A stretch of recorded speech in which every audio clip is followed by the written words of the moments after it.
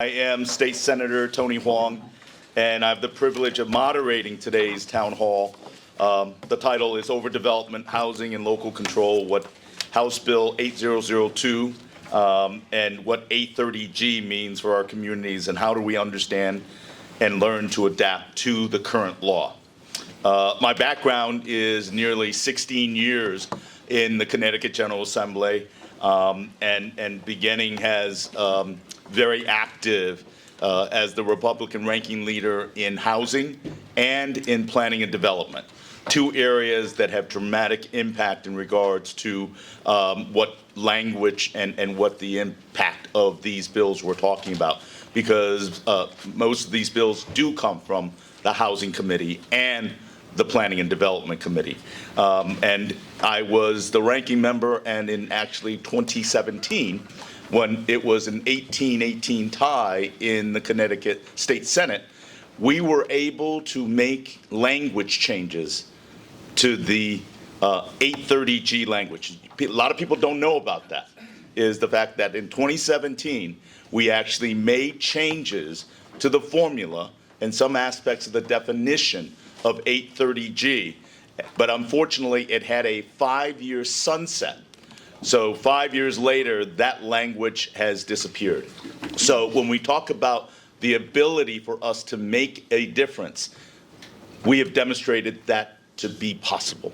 And in fact, I can proudly say that in the 8 years under the tenure of Governor Malloy, the only bill that was overwritten, that overrode his veto, was exactly the 830G bill that myself and then Representative Brenda Kupchak, and in a bipartisan basis, Senator Schlossberg and Milford, as well as many other people, passed that through and overriding the governor's veto. So when people say nothing has been done on 830G, that is incorrect, because when people work together, we can make the necessary changes.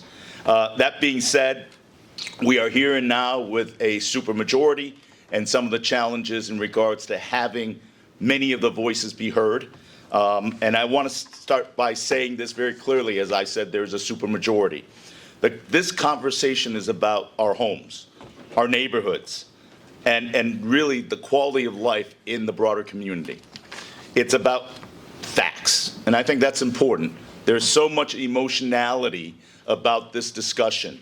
And it's important that in this town hall, we talk about facts, we talk about how this process came to be, and equally important, my goal in this town hall is to be able to provide solutions and pathways to live with the laws that we have to live with.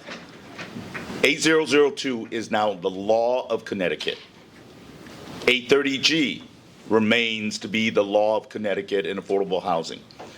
The key in this forum is understand how we got there, but also to be able to help our community, our leaders, our advocates, our nonprofits, our residents, to be able to have a voice to work within that law. Housing density, traffic, school crowding, and the perceived loss of, quote, local control and people's personal property rights are really emotional. They're deeply emotional issues. And people care because it affects how and where we live, how our children grow up, and how seniors age in place, and how communities evolve, and the impact that's not always understood, the impact on taxation, as well as infrastructure needs that comes with that increased density. Our goal today, again, is to respect these emotions, but to separate these emotions from the misinformation and the gaslighting that occurs in our current political environment, and to really kind of intelligibly and intellectually focus on 3 areas. One, we're going to understand the law.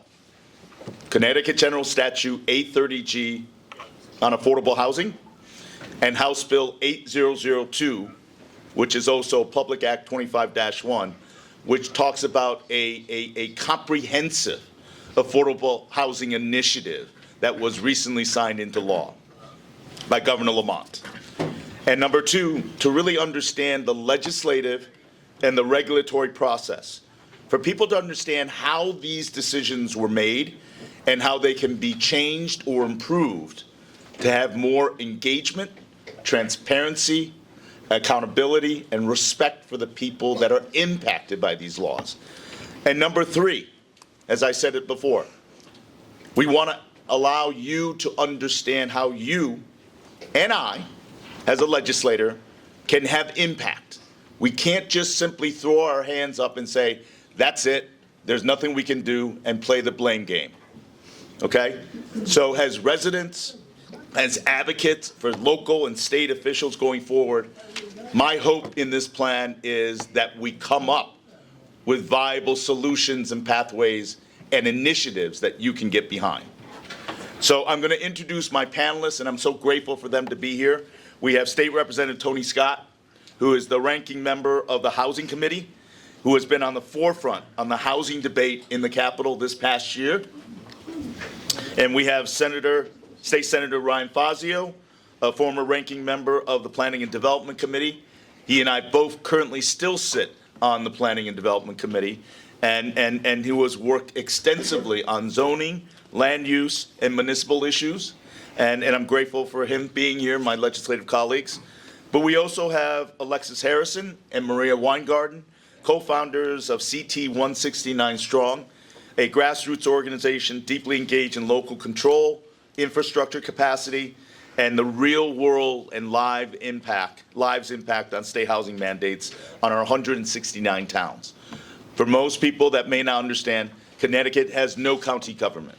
The closest thing we have are called councils of government. And we have 169 unique municipalities. Is it always practical? Perhaps not. Regionalization is a word that is used quite often, but nevertheless, it is part of Connecticut. And people need to remember that I believe it was in the early 70s, Connecticut actually had county government, and the people voted to remove it. Right? So again, we're going to have that conversation.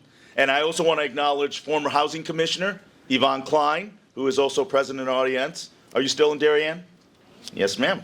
Thank you for being here. So to all the panelists, I want to thank you all for being here and lending your expertise and thought. So here's how we're going to structure our time from now on until 11:30. This is not a partisan, and I'm glad that that former Commissioner Klein is here. This is not a for or against any group of people or housing policies. I want to be clear. I was strongly opposed to the legislative process, and I believe the overreaching language of House Bill 8002. But now it's law, and we have to learn to live with it. This is the purpose of this town hall that I outlined here. And the ground rules are, I hope that by the time that you leave today, I hope the three things will become true. You'll better understand A30G and HB A002 and what's in it and what isn't. You'll have a clear picture how the legislative and regulatory process will work and how changes can be pursued. And I hope that all of you will feel more empowered to engage constructively with your local boards and commissions, with regional bodies like the Council of Government, and with your state legislator, including all of us up here. So, as I've always said, or as my wife would always remind me, listening comes before legislating. Today is about listening, learning, and working toward practical solutions that address affordable housing needs while protecting the safety, sustainability, and the quality of life in our community. So thank you again for being here, for being engaged, and for participating in our representative democracy. And beginning my panel discussion presentation, I'll have the Connecticut General Assembly perspective. With that, let me begin by asking Representative Tony Scott, the ranking member of the Housing Committee, to offer his slide presentation and to really frame what A30G and what 8002 is all about and how they were adopted and what questions and concerns they have raised for communities like ours by walking through his PowerPoint presentation. So, Representative Scott, thank you for being here.